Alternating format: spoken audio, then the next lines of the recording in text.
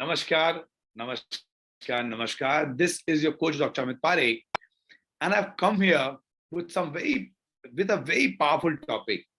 Okay, and this topic is relevant to, I think, most of the business owners. All right, this topic is about how do businesses who are run in partnership with other people, apart from the close family partnership like son and father, daughter and father, brother and brother.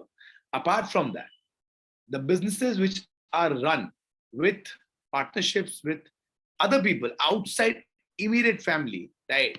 Why these such businesses mostly, not all the time, but mostly don't survive. The partnerships don't sustain, they don't grow. And I personally believe that most people and the most partnerships are not sustainable. People are unable to sustain it. Now, I know this might come as a shock to you and make you question why. So today I'm going to give you reasons why and also share with you that there are few which have done very well. What have they done right? What usually goes wrong? See, partnership, whether in life or business, is about two people coming together and they need to align their thinking. And alignment of thoughts is something very difficult. Now, you might think something else, other person might think something else. Your background, your aspirations, your requirements, your way of life, your outlook towards life. There's so many elements. But just because you start business together does not mean all those things will align.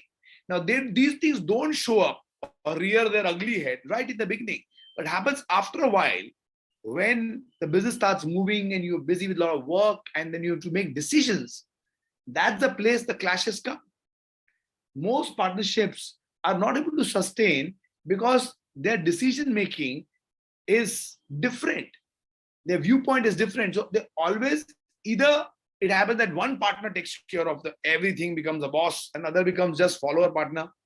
That's also not good, because if that is happening, then what are you doing in the partnership if you are the other one? And if you're the boss partner, then why do you need the other partner? Rather than put employees, right? Put your team and you drive your agenda then. So it comes, and because what will happen is eventually over a period of time, when you would have built the business, you have reached certain place where you were doing some turnovers and some results, then somebody might just wake up and say, boss, I want my part, I want to go away. And then you feel the heartburn, right? Sometimes the partnership spoils relationships also, and sometimes it hampers your income, your finance. You've gone too deep into it, too late to come out, and then you suffer. And well, that's not the way it should be. Or sometimes people come out on the ego and they reckless up, and then that's also not what. Why do you waste 5-6 years of your hard work time? That's not a smart thing to do. So, how to lead a successful partnership business? What to do in that? What not to do in that? Is the topic for the day today. People who are in a partnership, who are aspiring to get into partnership, you're going to talk about it and you're going to know what to do and what not to do to be able to sustain and grow partnership. Okay. Now, before we get into that and before we start talking about that, go deep into it, I would like to know very, very quickly a little bit about you. Okay. So what I will request you is, I would request you to introduce yourself. Okay. Please go to the chat window and type out your name, the city you're from, and the business you do. And if you are in a partnership business or not, or you're aspiring to be in a partnership business or not. Right. So go ahead in the chat window and let me know this. So I know how many of you are in the game. When I say partner, it means partner, director, trustee, whatever the nature of the business could be, but you're with other people who are not sleeping partners or investors, but they're actively involved in business and decision-making process. See, challenge only comes when people are involved in business and decision-making process.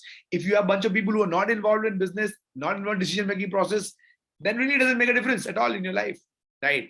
But if you are in a business where people are involved in decision-making process, please make sure you mention that, right? So quickly go ahead, everybody, hit the chat window and type out quickly, speed of light, type out what's your name, which city you're from, what business you do, and if you're in a kind of partnership with somebody else or not. 4 things, very quickly, chat window. People who have joined late, I'm going to quickly tell you what the topic is about today. Today, we're going to talk about how to lead a successful partnership business, right? What to do, what not to do. And I personally believe it's very difficult to sustain But if you want to sustain, you've got into it, or you have to get into the thing, you don't have a choice. Let me tell you how to handle it. Okay, so that you're better equipped to basically sail through the challenge, if I may say so. Partnership in any area is a challenge. In a house, husband-wife partnership is a challenge, right? You need to sail through two people with different background, with different mindset, with different thought process, with different upbringing, with different missions, different visions. Aligning themselves is a tough job, right? Same thing happens with employees also. Aligning people to a mission and a goal is a tough job, and that's the role of a business owner, right? So don't mess it up. Okay, it can be done, though not preferred, but can be done, right? So we'll talk about how you can make it work if you're into it or you're aspiring to get into it. I'm going to give you guidance. So before I get there and before I start talking about it, I would want each and every one of you quickly to go and introduce yourself in the chat window. Tell me your name, the city you're from, the business you do, and if you are in a partnership or directorship or anywhere connected with a bunch of people and you're doing or collaborated, right? You're doing business together. Go ahead, write down, yes, I'm in a partnership. Okay, go ahead quickly, everybody. Introduce yourself. Let me know who you are. And the idea about you introducing yourself is to me knowing that, what's the makeup. Now I know you, most of you, but I would like to know what is the makeup of the room today. You've been following me, you've been on my Instagram, you've been on my Facebook, you've been in my learning community, you've been connected with me, you're taking coaching, you're getting training done. Multiple things are there, right? But you come to that cycle, you come to that channel, right? But I would like to know what's the makeup of the audience today, so I make sure I can give you the best, most customized information, as customized as possible, right? So go ahead, chat window, put in your name, people who joined late. Today's session is how to lead a successful partnership business. Okay, how to lead a successful partnership business. All right, that's what we're going to talk about today. And everybody is introducing themselves right now. Okay, so please go ahead and introduce yourself, your name, the city you're from, the business you do, and if you're in any kind of partnership. If yes, what is your nature of partnership? Go ahead and introduce yourself now. Hit the chat window now. Let me see that. Let me know you. Let me find out where you're from, what you do, where you're from, what you do, so I can serve you better. Go ahead. Okay. Everybody, speed of light, fast. All right. Thank you very much. And keep doing that. People who join late, keep introducing yourself. So I'm keep reading where you're from, what you do. And in the meanwhile, let me begin with the extremely powerful session which is going to happen today. And the topic is called how to lead a successful partnership business. As I said earlier, and I've been saying it for a long time, I don't believe that most people can sustain partnership in business. As I find it difficult to sustain partnership, people sustaining partnership in every area of life, it requires a lot of understanding. It requires a huge commitment and requires for you to accept and let go so many things for you to sustain and maintain partnership. And that's what people are unable to do. That's why they can't sustain partnership, or they suffer in the partnership. Both ways, the same thing, right? Now, I know it might come as a shock to many of you, and you might start questioning why.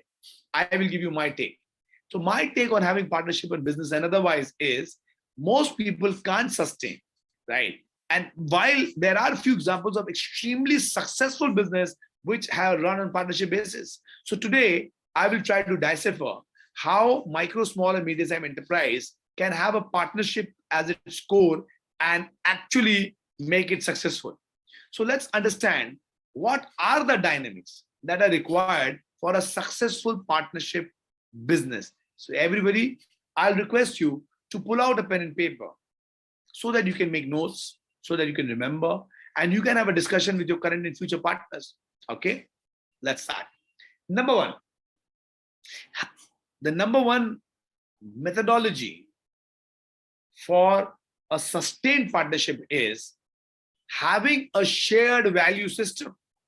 Now, I believe this is a foundational piece for any business partnership to turn into a successful one. So what do I mean when I say having a shared value system? It means you and your partner working in a business environment must agree on most of the aspect. How do we conduct the business? For example, having a shared value system would mean that you all believe that we will serve our customers in the best possible manner. And even if it means that we make less money to ourselves, we are fine with it. But our priority will be to serve customer to top of the ability.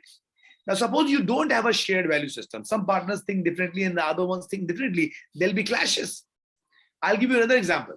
All partners are aligned in the other value, which is that we want to make money by serving more customer and producing great results for them. So if that's a value system, everybody is not aligned, there always be clashes. There could be issue like we will reinvest a certain amount of money in the business to build the business to next level. And if there's no agreement here, this value system is not there, again, there are clashes. So a lot of time, many such issues might come amongst partners because of this misalignment in the way they want to operate the business in the long run.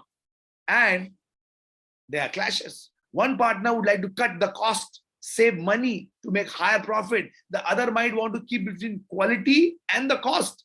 While third partner will be ready to take a bigger hit on the profits, but focus on service, highest quality of service. Now, if there are three partners with the three different vision, you have clashes. One wants to save cost to make maximum profit. Other wants to keep balance between what you charge and the quality you produce. And other one is willing to take the hit on profit, but give the better and better and better quality of product and services. All three examples in a one business with one team are clear example of misalignment in value system. So it's absolutely important. So as a business owner and a partner in business, you must sit down amongst your partner and clearly point out what are the visions and what do you want, how you want to operate your business. And until you bring in alignment, you leave some, you get some. No matter how good systems you set, what amazing strategies you made, you will keep clashing amongst yourself. And it will lead to the team being disillusioned. You will start giving contra instructions to the team. Some partner will say something else, some partner will say something else. Team will get confused which one to follow. Both are telling different, all three are telling different. Every meeting will be ideology. That person's ideology, right? Some department will work in certain way, some department will work in some other way. If they're handled by different partners, then they're working in silos. So productivity goes down, efficiency goes down, clashes increase. Between the team, clashes start happening after some time. Because they will get aligned to the person whom they are reporting to. Could be one of the partners. Another partner will clash, will get people to align with them. And if you are not aligned, teams don't grow. And then you feel bad. Then ego comes in between. Ego, E-G-O. Ego is cancer for growth, by the way.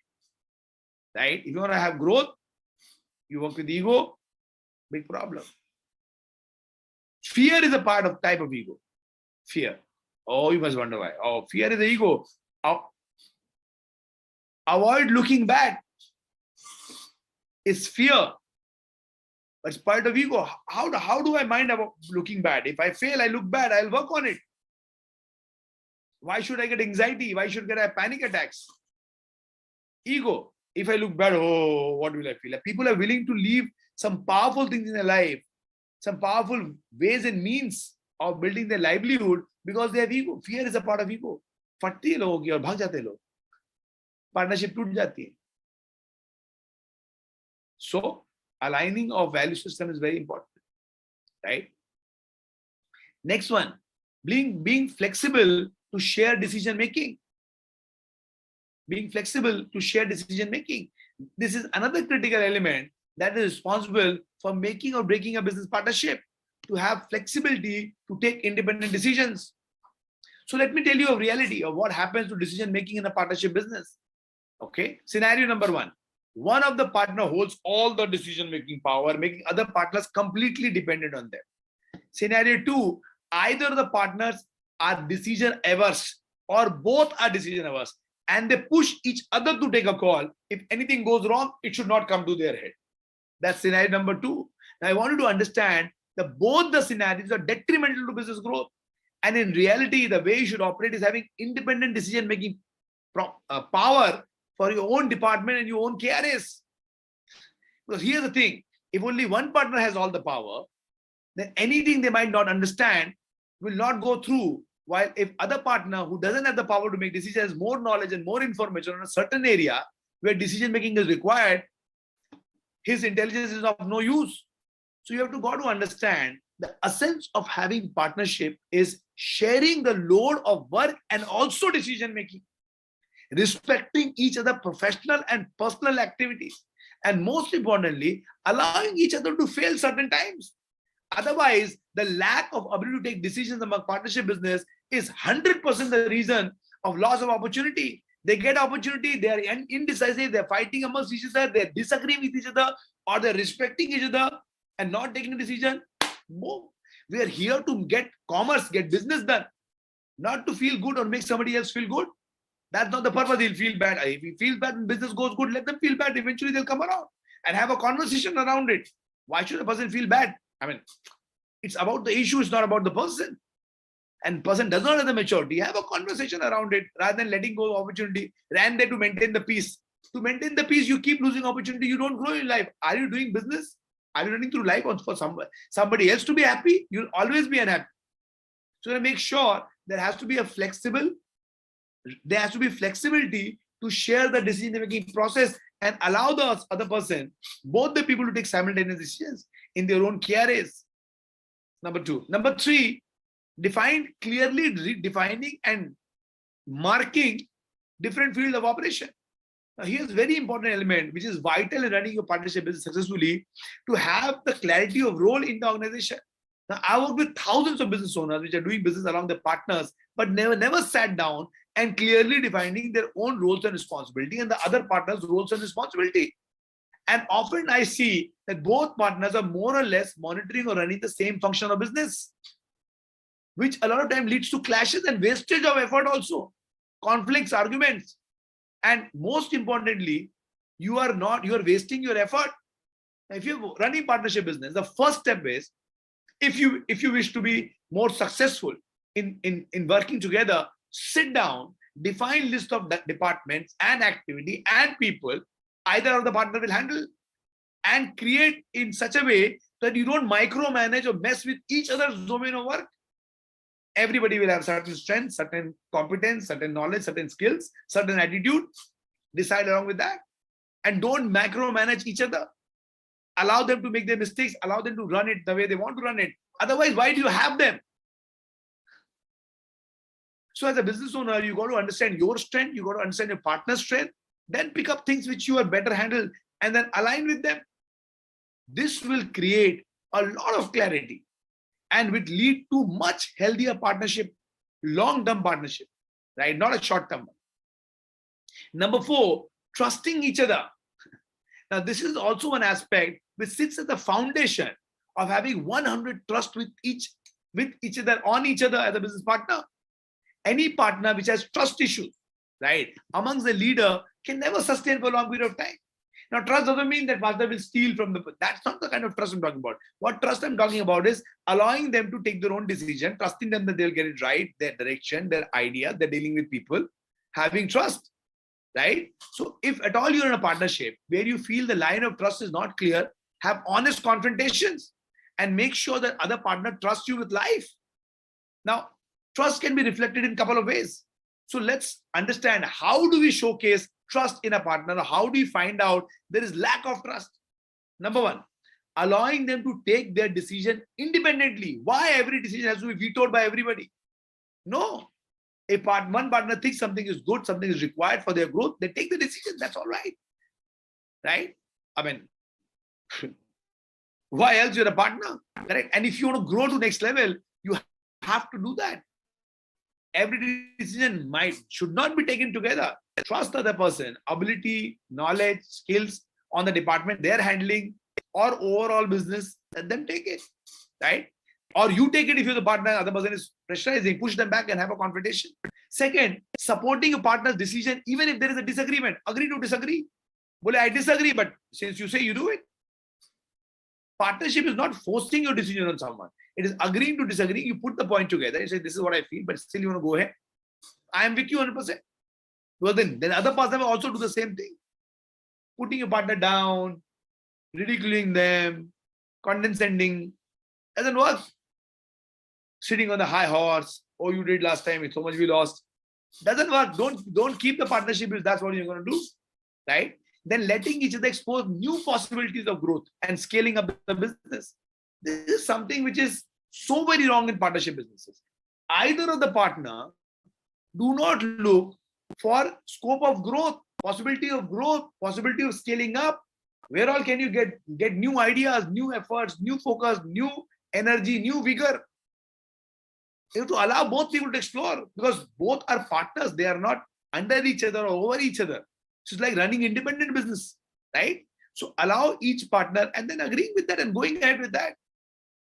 Okay, if there's something extremely wrong, you put idea, agree to disagree, but still let the person do it.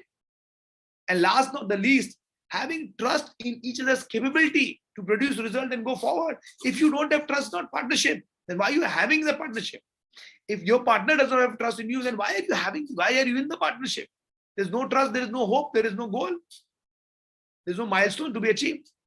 So if you are in a partnership and you are not in agreement with any of the above statement, right, which I made, it is the time to have honest conversation with your partner. If your partnership is not allowing you to take decision independently, if there's a disagreement, somebody is forcing the thing, not allowing you to have the disagreement and still doing, or you are forcing somebody else, right? And you're not allowing each other to explore possibility of growth and scaling up, and you're not trusting each other's capabilities to produce results. If you find any of these things happening in your partnership, sit down and have an honest discussion.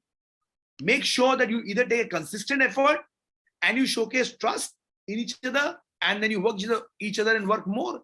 Even if you agree to disagree, still you need to stand by your partners and their decisions. That's what partnership is all about. And if you feel and find your partner capability is not up to the mark, showcase trust by helping them build the capabilities. Support them.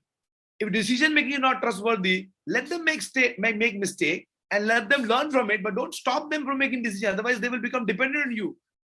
Then it's one brain instead of 5 brains. What's the use? So this is the framework I believe which is essential for any partnership business, and which can be put to use to thrive and grow in multiple manner. But easier said than done. Now you understand why I say partnership don't sustain. Because I've been through and I've seen thousands of partnerships, and I've seen some powerful, talented people falling apart because they're not able to do whatever I'm telling you to do. And without this, partnerships don't sustain. So this is how you lead successful partnership. Number one, I'm going to repeat everything for you. Write down again if you missed something. Okay. Number one, having a shared value system. Foundational piece. If you don't have a shared value system, then basically it leads to clashes. It leads to point of view clashes. It leads to philosophical clashes, and the building business become very difficult. Right? Sit down, confront, resolve conflicts, align with each other, create a value system which you all get okay with eventually. And then if somebody is having a very huge drive to do in a certain way, allow them to do that. Right? Get alignment done. And alignment sometimes means also accepting that they will have different people, they will have different views. You can't force your views on them. Right? Second, being flexible to share decision making, allowing both the partners or all 3 partners or all 5 partners or 10 partners to do the decision making.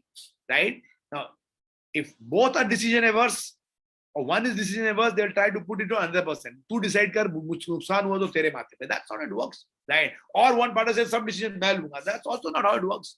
It has to be, a vision has to be that everybody will be able to take decisions, and then you 100% trust in with each other so that it is done. If you don't do that, you lose opportunities. Right? Number 3, clearly defining the field of operations. Define your KRA, define your focus area so that both partners actually are able to do, and both are not micromanaging each other, and both are not goosifying in each other's work. If you do that, again, it doesn't work. And the last one is to trust each other completely.